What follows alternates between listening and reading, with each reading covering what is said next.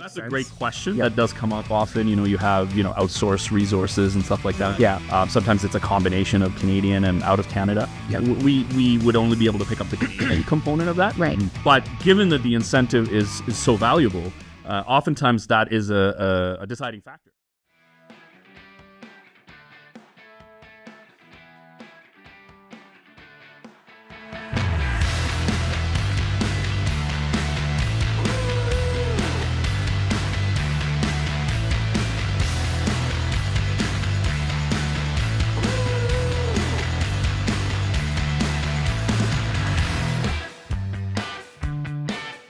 Welcome back, everybody. So we are joined by our special guest today. Naren, you and I had a chance to meet some time ago, and I'm glad to have you. So officially, we have Naren Balakrishnan, who's a partner at Doane Grant Thornton here in Toronto. And you lead the research and development and government grants incentive segment. Yep. And we started talking about SR&ED. And SR&ED, just for everybody who doesn't know, is actually the government incentive program called the Scientific Research and Experimental Development Tax Credit. That's a real big mouthful, but we call it SR&ED. S-H-R-E. No, S-R-E-D. We do get that as well. Oh, okay. Yeah. if you're looking to shred taxes, so there you go. There's another way. When Amy mentioned this podcast, I thought we were talking about shredding confidential information. Shred your tax returns? Not quite. Well, welcome, Naren. Thanks for joining us. Yeah, thanks for having me. Thank you. So give us a little bit of background about yourself and your practice. Yeah, absolutely. So our practice is research and development and government incentives at Doane Grant Thornton. Essentially, that rolls off your tongue a lot faster. I hope so by now that I've got it. We have a lot of acronyms, as you probably have already seen. So our practice really looks to help companies, access various government funding programs. Right. And the largest by far, and the flagship Canadian program is called the SR&ED tax credit. And Amy, you alluded to scientific research and experimental development. Essentially, what we look to do is help companies access these tax credits, tax incentives to offset costs that they're incurring for R&D. Right. And it is a program that is eligible. It's sector agnostic, I would say. I come from a background in technology, but the program is accessible to any company in any industry as long as you meet the criteria. That's interesting because oftentimes when we hear SR&ED and when we're talking to clients, we often think it's just technology, but it's anything that's kind of doing scientific research and development that falls into it. Exactly. That's the beauty of the program is the criteria is the same for any claimant. How you and the way you access the program is the same. The credits are the same. But, each, industry or sector might have their own flavor of sort of what they contribute as R&D. Mm-hmm. But there is a perception that, it's a tech program, right? But that's not the case at all. I mean, any industry. And in fact, in our portfolio, we've got clients in tech, but we've got advanced manufacturing, we've got food and beverage, right? We've got biotech, we've got in fact medical doctors and medical practitioners. Oh, cool! That's quite the variety then. Exactly, and that's one area, and one of probably a few areas that people don't even often think about as eligible for the SR&ED credit, and in fact, we have a number of clients in that space. Cool. Oh, very good. Yeah. So when it comes to government programs, tell me how does this go? Because to me, anytime we look at these things, they look very complicated. Yeah. Right? There's a lot of moving pieces, a lot of moving parts. So how does somebody even start to go down this path and know if they qualify and access it? Yeah, it's a good point. When you think about government programs, oftentimes they're great if you can access them, but at the end of the day, it's not free money, right? Right. So right. we always look at it as a funding strategy. Mm-hmm. So companies, even from the very early stages, you want to establish a strategy to leverage these programs because that's what they're there for. Right. The problem and the challenge that companies often have is the complexity around navigating what's available to me, how do I apply. What are the compliance requirements? The bureaucracy. And there is a lot of that, unfortunately. But if you do it right and you set yourself up from the beginning, you can do very well. It becomes an integral part of your funding, just like you would go after friends and family, external funding, angel VC. Government funding is a very essential support. Right. And again, if it's done properly. And how much of a beginning? Like you mentioned, setting yourself up from the beginning, and and Amy and I are huge about planning early, trying to be proactive if you can be proactive from step one, right from when you incorporate, for example, how early when you say it in the beginning? I would say right from the get-go. Like, in fact, I was talking to a client, it was a little while ago, and they were coming out of an entrepreneurship program at a university. And it's funny, one of their courses, they talked about funding, and SR&ED was one of the slides in that program. In that program, and it was so interesting, and I think that sort of tells you kind of the importance, right? And when we think about, I'm the same way. I always look at planning ahead. SR&ED is an interesting program in that it's a tax credit, tax incentive where you incur cost, and then you file for the claim for the costs that you've incurred. Right. So it's not and we can touch on some government grants later on. It's not a direct funding. Right. But at the end of the day, there's so much importance in things like documentation and tracking your time, tracking your projects, that it becomes almost imperative to, once you're starting your company, your R&D, you should start to think about it, because you want to put something in place. You want to put those measures in place. So when it does come time to do the filing, you're well set up. So I would say, right from the point where you're thinking about, hey, we're going to be spending some money, we're going to be investing in some R&D, we're going to be adding, to our workforce here, you should start to think about it. So it's never too early. It's early probably to start accessing credit and applying for the credit, but it's never too early to plan for it. Right. Excellent. No, that makes a lot of sense. Yeah. What's kind of the metrics if somebody's saying, okay, like how much, right? That's usually a common question. It's like, how much am I going to get? What do I need to do? There's a lot of different numbers, but the big one that I would focus on is a Canadian controlled private corporation, or CCPC. Those companies are kind of the sweet spot of the SR&ED program. So these are Canadian homegrown companies doing a lot of R&D. The R&D is happening here in Canada. And so that's where the program... Is that, sorry, you mentioned something, and the R&D is happening in Canada. Is that one of the stipulations? It is. Yeah. It is. So one of many stipulations, but it is one of the requirements. And the idea is they want to foster that Canadian innovation. Right? Absolutely. So that's a great question that does come up often. You have, outsourced resources and stuff like that. Sometimes it's a combination of Canadian and out of Canada. We would only be able to pick up the Canadian component of that. Right. But given that the incentive is so valuable, oftentimes that is a deciding factor into where do I want to do the R&D. If I'm going to get, and to answer your question, Amy, up to about 60 cents on the dollar as a return, that's pretty that can be pretty meaningful. It makes a lot of your decision making can honestly revolve around keeping your R&D in Canada. Right. So that would be kind of at the high end for those Canadian controlled companies. Right. That said, large companies take advantage of SR&ED. Foreign companies, U.S. companies that set up subsidiaries in Canada also do take advantage of SR&ED, albeit at lower rates and sometimes non-refundable credits. I won't get into the nitty-gritty of it right now, but when you think about 60 cents on the dollar, it's tell me, like, pretty effective. Big pharma companies. Like, do you think they would want to try to access SR&ED as well? And in fact, they do. They do. And there is. So it's not just like startups. It's not. So we talked earlier about tech. So you could say tech startups. So it's not just tech and it's not just startups. Gotcha. So in fact, I would suspect a lot of the companies that are applying into SR&ED would fall under that sort of grouping. That said, we have clients that are pharmaceutical clients. And the idea is there's a tax savings. So if you're not a Canadian company, you may not be getting refundable cash back. Right. But what you are getting is a tax saving. So if you're taxable in Canada, that's as good as cash, right? Because you're reducing your tax bill each year. Absolutely. So again, without getting into the specifics of the credits, you're still getting a good return. And in fact, if you're doing work that qualifies in a pharmaceutical sector, I would encourage you to take advantage. That would be my next question. So 60 cents on the dollar sounds good to me. Sign me up. But what qualifies as research, right? If I'm sitting there going, well, I hired somebody and they're Googling stuff, I'm sure that doesn't meet compliance, right? So what are some of the criteria, or maybe some of the mistakes you see from folks that maybe have that light bulb? That sounds great, but...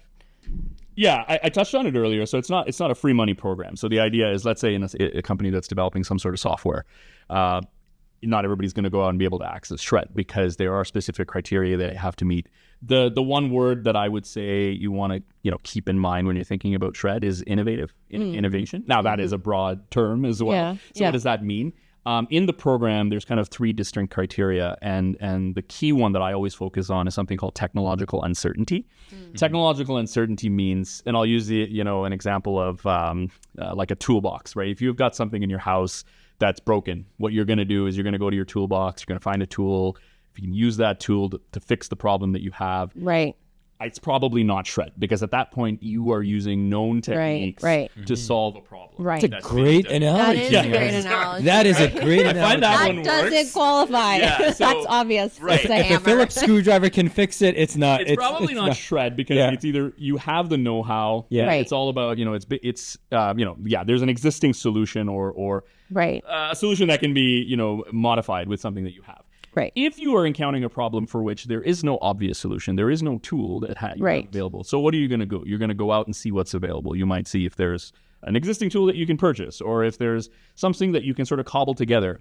Once you've sort of said, hey, I don't really have an obvious solution for this, that's where shred really starts. So the idea is you've done your due diligence, and then you're going to say, okay, well, let me experiment, let me try, let me iterate, let me research. And that's the gist of the program is really around scientific method, scientific approach. And that's what they ultimately want to see. But what I will say is, too, it's not a requirement that you're inventing something from scratch. So sometimes you don't have to be a Thomas Edison here. You don't have to be Thomas Edison. There's a misnomer sometimes around shred that it's people in lab coats in a that's what I picture. And that's not the case. Like, we've got a few of those maybe in our client base.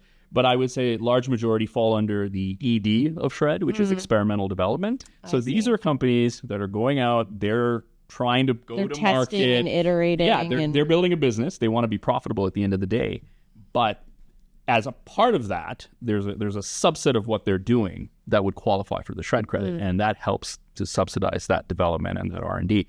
And so it's finding those nuggets or those elements of what they're doing that is really the key to shred. So it's not a binary program. It's not an all or nothing program. It's isolating those components and saying, hey, these elements of what we're doing as part of our business qualify for the credit, and that's what we're going to apply for. So that's kind of the challenge behind it, is figuring out, first of all, do I qualify? And then what aspects of what I'm doing qualify for the program?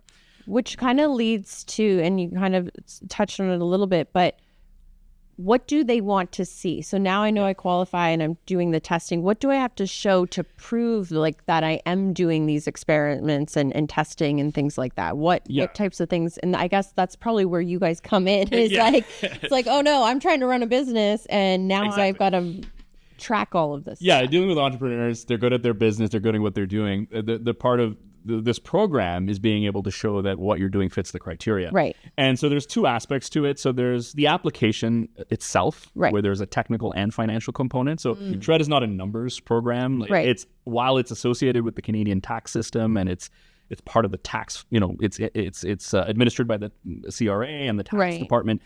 There is a heavy focus on technology.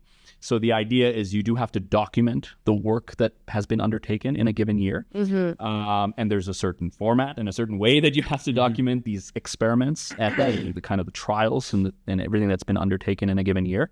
And then the associated costs. So what you have to show is, okay, here's the work that we feel qualifies. Here are the individuals or the costs associated with that work. And so there's a piece to that. The other side of it is not just presenting that, but also having a trail of proof of these activities. So it's one thing to say, hey, I developed this cool new technology, but if you can't substantiate that, that work was undertaken by these individuals in a certain time frame, the CRA can push back. So are we talking about pictures?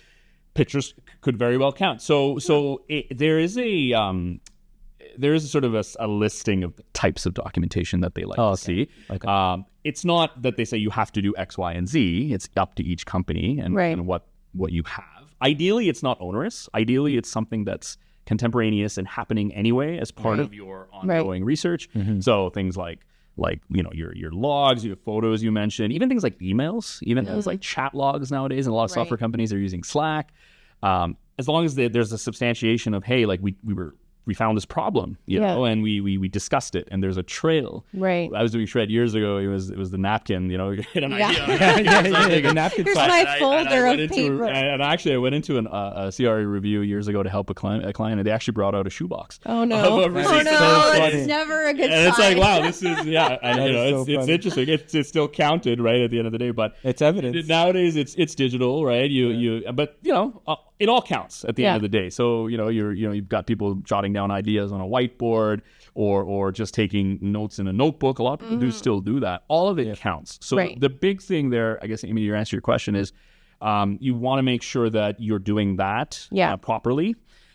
Because what can happen is you could, again, have a project that very well qualifies, but the government can come in and say, well, you've left holes and left questions. Yeah. Right? How can you prove that you did this, or how can you prove that, you know, John worked on this? You have no evidence. Which, as a taxpayer, it's good that there's checks and balances, right? Like I like the sounds of that, but as an entrepreneur, it's like that's another task that maybe if you can get some proper advice and set it up so that it's more automated, perhaps, or a process and definitely have to learn archiving to archive all that stuff. Like archive. Well, I tell you, clients, it's like, did you keep an archive? It's like, oh, we didn't archive. I'm like, oh, just keep an archive, right? Or, you know, that you can get into trouble. Sometimes when you don't have that sort of level of tracking. And the other big piece is kind of like tracking time. And I know a lot of my clients don't want to track time. A lot of software developers, they just want to go about their day, you know, do their coding, their work, and they don't want to track time necessarily. But if you want to, you know, succeed in claiming the SR&ED credit each year, you do want to get into a good habit of having this evidence, right? And the beauty of the SR&ED program is you can be claiming it every year. There's no limit. You can claim every year as long as you have eligible work and as long as you have eligible expenditure. And these could be substantial credits. So why wouldn't you want to set yourself up? Does CRA then, I guess they have, like if I'm writing a very technical type report, do they have an expert that's going to understand my experiment? They do. And they're in fact, they're called research and technology advisors, as a matter of fact. And now, while they may not know everything that a claimant was doing, what they try to do is essentially match it by industry. Okay. So you might have someone in, you know, biotech. So they're going to try to find a best match of someone, an advisor on the CRA side who has maybe that background or some experience in that industry. So they can sort of talk the talk a little bit. At the end of the day, it's subjective, right? Because again, they're coming at it from, hey, you know, they may know some of these concepts, they may know the industry, but the inner workings of the projects that the company's undertaking, they won't have the full insight. So it's a little bit of an education, I guess, from companies to say, hey, this is what we're doing. This is why we feel it. You know, this is why it's innovative. This is why we feel it is eligible for SR&ED. So there's a bit of an education sometimes from the entrepreneurs. And this is my cynical side coming out here, Naren, so bear with me. If I was somebody who's reinventing the wheel right now, and I don't want somebody else taking a look at it, or maybe I'm skeptical of somebody else taking a look. Like a trade secret or something. Yeah, like a trade secret. Like, does that stuff come up? Anybody ever brought that up? Anybody brought up that concern? It does. And then I go to my cousin who was, I don't know, somewhere. And then he takes the idea and things are not patented. Can I run into trouble that way? They do. So there's... as you know, as we're preparing and helping with these applications, you know, we have NDAs and we make sure that you know, we're only. So oftentimes what we'll do is only gather what we need for the purposes of establishing eligibility. So we may not need that level of detail. And then similarly, from a CRA perspective, it's kind of an implied NDA, and the idea is if they do request anything in terms of decision making and to help with their decision making, it's sort of contained within that environment. You know, obviously this program wouldn't exist if these sorts of secrets got out. But it's a valid point when you think about R&D and you think about patent and innovation. It's very much a concern, right? So we don't want that sort of knowledge leaking out, but they have some safeguards in place. Now, you've mentioned earlier that you were working on a case many years ago, so it sounds like you've been doing it for a while. Yes. Talk to me about some patterns and trends, like, you know, you've seen anything you can touch upon. What's going on in the market right now? What's going on in the market? A lot of interest in it? Is it about the same, less? Maybe any forward-looking notes, any comments? There's a lot there for sure. I mean, I think AI is the buzzword right now, absolutely. And so SR&ED is not immune from AI. So I think what we're seeing is a lot of claims in that space. What I do find sometimes is a lot of companies are using AI, the buzzword. And they're using the tool out of the toolbox and saying it's a new tool. It's a new type of Phillips screwdriver, guys. Exactly. I like the analogy, but I think CRA is sort of catching up to that a little bit. It's like everything else. There's a buzzword, there's something in the industry, it generates a lot of new innovation and people catch up. AI now, I think a lot of people are using AI as sort of AI as a investment or is it truly AI? Well, our neighbors down south, their companies in San Francisco, just put anything AI in, and you see VCs and angel investors just pouring money in. Yeah. So we're seeing that here too. I think the SR&ED program is starting to see that as well. And I think there's a bit of decision making on the CRA to come in and say, okay, is this truly something that's a new language learning model? Is it something that's been done? At the end of the day, it's the same criteria. So we're definitely seeing a lot in that space, but I think it's being able to suss out what's truly SR&ED and innovative versus something that, companies are able to leverage or it already exists. So I think that's one thing. Over the years, I think there's been a lot of really interesting innovation. I saw a lot in COVID, as you can imagine, in health tech. Right. Companies, when you think about, I had a great client that was doing they were ahead of the game doing like the virtual visits, developing technology to do the doctor visits and stuff like that. So, we saw a lot of that. We saw a lot of ed tech. Ed tech? Education technology. Okay. Yeah. So, again, kind of tied to COVID, people doing online tutoring. I've seen a lot of those types of, there's which a is lot great. of those. There's a lot of educational supports. And my kids in school, there's a lot of new tools. And I think there's always been, SR&ED claims around a lot of these. There's, math, tools to help kids with math, tools to help kids with assessments. There's tools in that educational tech space. I've seen a lot over the last number of years. And I think there's a lot more. Yeah. And the other interesting one is legal tech. So legal in law, it's been traditionally a very manual industry. Lots of data, a lot of these, precedent cases, precedents. And there's been a lot of automation, and there's been we have a number of really cool companies that are doing innovation. Oh, very neat. In sort of legal tech. So, I think those are some of the trends. I think, you never know. What's really cool about what I do is I get to kind of be at the forefront of this. It is really cool. So anything you've noticed dying off? Yeah, that's interesting. I have to kind of think about that. No, you know what? It's funny. Like a lot of the manufacturing, we do a lot of manufacturing. We do a lot of, pharmaceutical. We do a lot of those industries are still, and there might be an AI component to something that they're doing. Quite honestly, right? Manufacturing. So not so much dying off, but I'm seeing more automation. Okay. Perhaps, even in those traditional industries. So it's like the way they're doing it is no longer the same, but they're trying to adopt some sort of technology, which just makes sense, and it's great for us because then there's potentially a sort of a SR&ED element to kind of what they're doing. So. Yeah, I think that's. So where do you, Naren, you come in to help make sure that they, obviously with the application and the process along the way, are they engaged throughout the whole year, or is it mainly, okay, it's tax time, everybody full force on getting this done? What's kind of the process? I like to think of us as both of an advisory and compliance practice. Yeah. So the idea is a lot of what I touched on earlier around, making sure you're documenting things properly and making sure that you have a good strategy in place with your funding. I think that's an ongoing thing, to be quite honest. So you can only formally do a SR&ED application once, for per year. Yeah. Ideally with your corporate tax filing. So that's when we usually will engage. That said, a lot of our clients will have ongoing touch points. So the idea is, hey, we're starting this new initiative. What do you think? Do you think this might have some meat in terms of SR&ED? Yeah, let's start. I would tell them yes, and then they would start tracking from that point. So I think that advisory component is really key. Because at the end of the day, it helps when it comes time to do the filing, and it also comes time when if they're going to be reviewed by the CRA, and that's also part of our role is to help companies navigate the compliance from a CRA government perspective. So you advise them in terms of telling them how to make, I guess, if it is an application process, how to make their application more competitive or not, or what to take out, what to keep in. Yeah. Quite honestly, we do the whole thing, so start to finish. So the idea, as much as or as little as you'd like, a lot of our clients, I think, Amy, you alluded to the fact that companies are busy. They're busy. And then we like the 60 cents on the dollar, but if I have to take all of my time to get it, then the question becomes, is it worth it? So I can outsource or delegate pieces of that to somebody to make sure I get it and make sure it goes through CRA and not declined, then I'm all over that, right? Especially the time piece to that. Some companies certainly could do it, but time is money.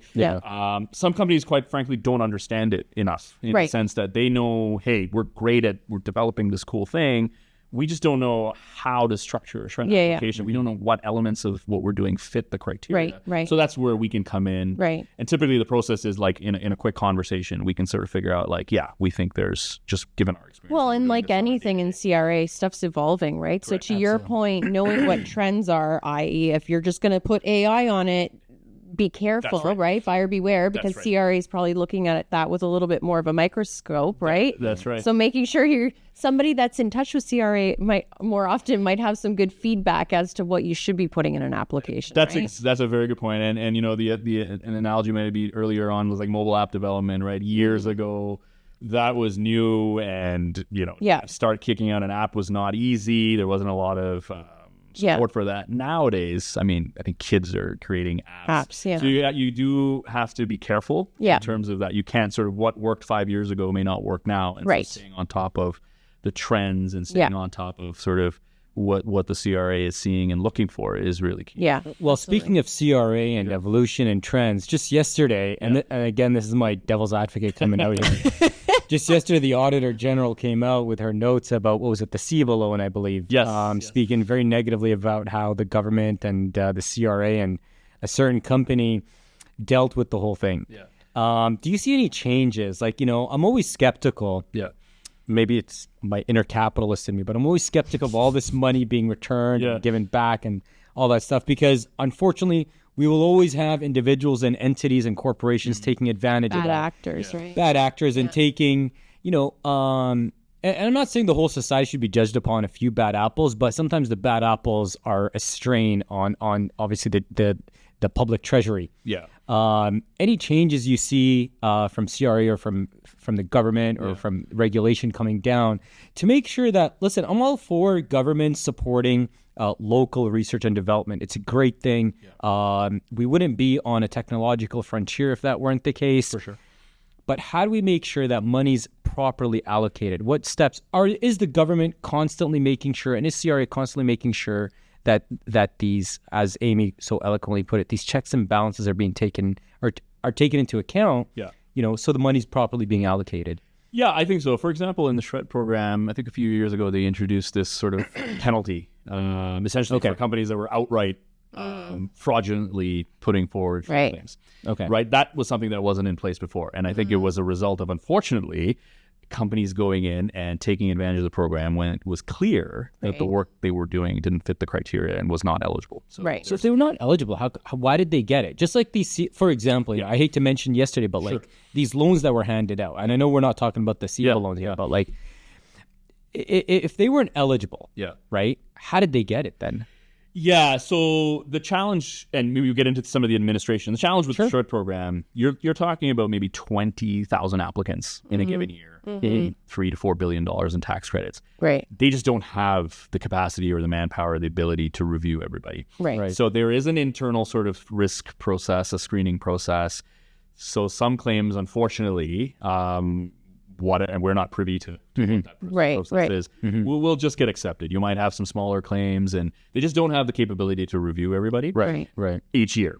Right. So that's, to answer your question, that's what happens. So companies are going to get through on occasion, and this is what was happening before this sort of this fine was sort of introduced. But now the fine says roll the dice, because if you get selected, then if it's outright fraud, you're going to get fined. You're pretty much done as a claimant, right? So it's going to jeopardize your future, potentially even as a company, to be quite honest. So that's for the outright fraud cases. For the true claimants, where they feel that the work they're doing fits the criteria, there are these procedures. So it's not the fine, but obviously, like I talked about, they're conducting audits and reviews. So the idea is they're coming in and saying, does this fit the criteria? Do you have all your documentation, all your ducks in a row? Are you claiming the right level of expenditure? And there can be adjustments. So Right. what happens is like you ask for a certain amount, you could get all of it, you could get none of it, you might get something in the middle. Right. So the SR&ED program, I feel, does a good job. Now, is there room for improvement? Yes, absolutely. Like anything else, like any government program, Yeah. there is room for improvement. But it does the job of making sure that it is correctly, adequately allocating these funds. Yeah. With other government programs, yeah, I think part of that is kind of what came out of COVID, and that time was just very unique. Yeah. So stuff we saw with CEWS I'll admit that it was very unique. So I feel like that maybe is a bit of a one-off because some other government programs, for example, government grants, they are strictly looked at. Honestly, it's like a lot of these grants, like there's hiring grants, there's innovation grants. They have these agencies, whether it's the government or other agencies. There's a strict process that they look at. As a taxpayer, I'm happy to know. To vet these grants. So I think what we saw probably with some of these SIBA loans was just a reflection of a kind of a weird, weird time frame where there was a lot of money given out in a short time. It was very new, and I think we're just sort of seeing the repercussions of it. I mean, I think even with the CEWS, and there was a lot of people was it the CEWS? The other one, a lot of people were taking that benefit. And the CERB was the one, and they were clawed back. So.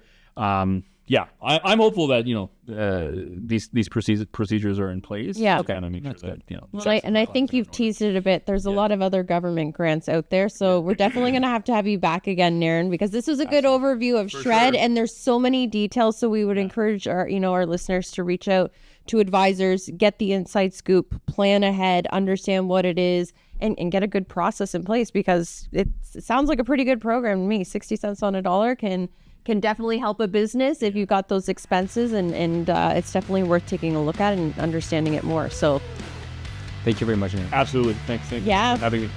Till next time.